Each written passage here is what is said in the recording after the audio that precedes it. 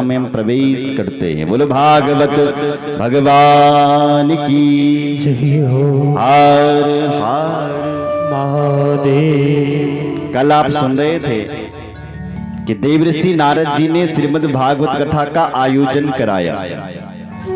कहां पर?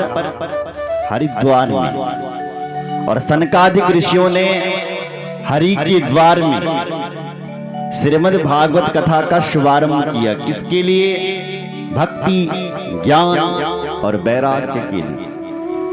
श्रीमद् भागवत का महात्म्य गा उठे सनकादिक ऋषि। कहते हैं सदा सेव्या श्रीमद् भागवती कथा यस्यः श्रवण मात्रेण हरिश्चित्तं समाश्रयेत्। सनकादिक ऋषि कह रहे हैं भगवान की कथा सदैव श्रवण करनी चाहिए। सदा सेव्या, सदैव इसका श्रवण करो। तो किसी ने पूछा श्रवण करने से होगा क्या? बोले हरिश्चित्तम, जो भगवान हरि हैं वो हरि तुम्हारे चित्त में चिपक जाएंगे। क्या करने से? कथा सुनने से। इसलिए ये कथा सुननी चाहिए। बोले कितना पुण्य मिलेगा? बोले न गंगा न गया काशी पुष्करम न प्रयागकम सुख शास्त्र कथा यस्य फलेन समताम नहीं।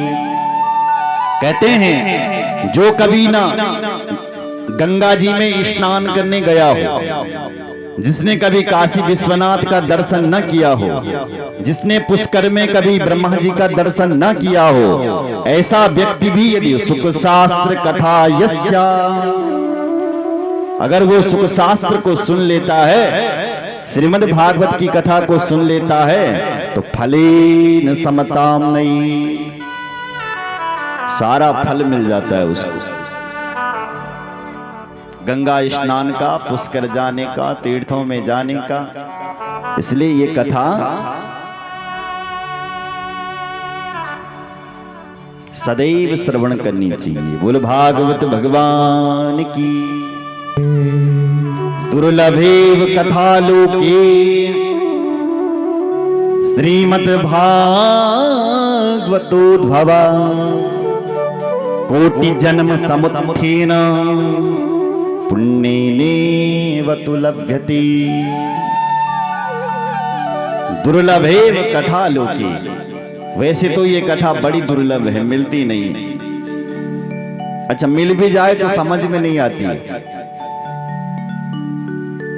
और यदि आ भी गई तो समझ लेना कि हमारे कई जन्मों के पुण्य उदय हो रहे हैं। कितने जन्मों के? कोटि जन्म।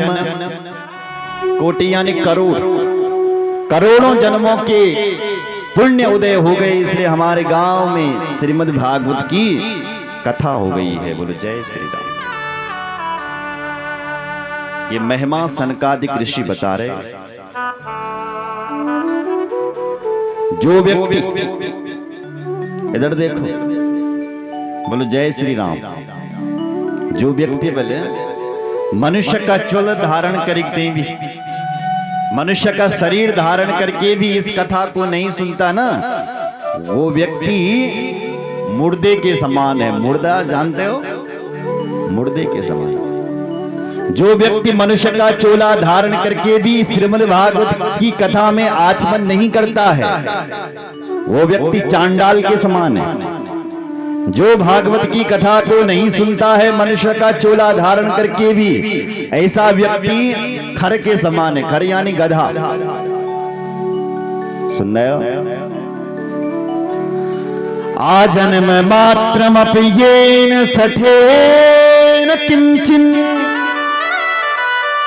चित्तं विधाय सुख शास्त्र कथा न पीता चांडाल वच्च खरवद बततेन नीतम मिथ्या स्वजन्म जननी जन दुख भाजः।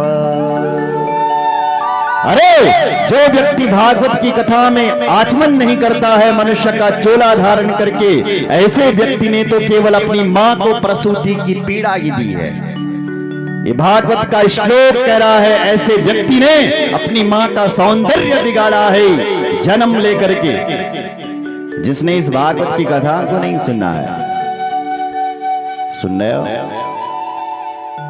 केवल उसने अपनी मां को पीड़ा देने के लिए ही जन्म लिया, केवल उसने अपनी मां का सौंदर्य बिगाड़ने के लिए ही जन्म दिया है। जिसने भागवत की कथा नहीं सुनी। इसी श्लोक की व्याख्या गोस्वामी जी करते हैं अपनी रामचरितमानस में।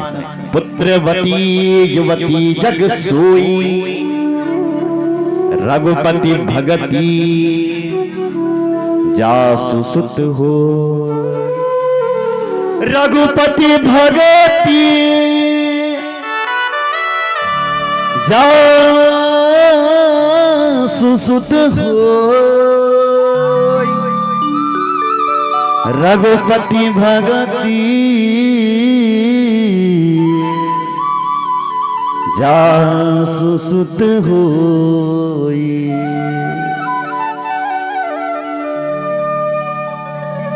अरे वो माता पुत्रवती होती है जिस मां का बेटा भगवान का भक्त होता है। सुन रहे हो? और जिस मां का बेटा भगवान का भक्त नहीं है, जिस मां का बेटा मांस खाने वाला, मदिरा पीने वाला, लंपट घूमने वाला है, उसने तो केवल अपनी मां को प्रसूति की पीड़ा ही दी है। इसलिए लक्ष्मण की मां लक्ष्मण से कह रही है, हे बेटा लखन, मैं तो पुत्रवती हूं क्योंकि मेरा जो बेटा लखन है वो राम का भक्त है। सुन रहे हो? बोलो जय श्री राम। वही श्लोक भागवत में लिखा, मिथ्या स्वजनम जननी जन दुख भाजा, जन दुख भाजा। बेकार में उसने अपनी मां को दुख दिया है। इसलिए इस कथा में, इस कथा को एन केन प्रकारेण अनेक प्रकार से सुनना चाहिए, चाहे आप कैसे भी सुनो। बोलो भागवत भगवान की जय। नारद जी ने कान पकड़े, गुरुदेव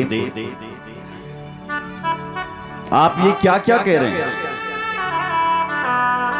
कि जो भागवत की कथा नहीं सुनता वो चांडाल है, जो भागवत की कथा नहीं सुनता वो गधा है। यही लिखा है, चांडाल वच खरबद गत थे। श्लोक आप श्रवण करें। हाँ? जो भागवत की कथा नहीं सुनता वो मुर्दा है,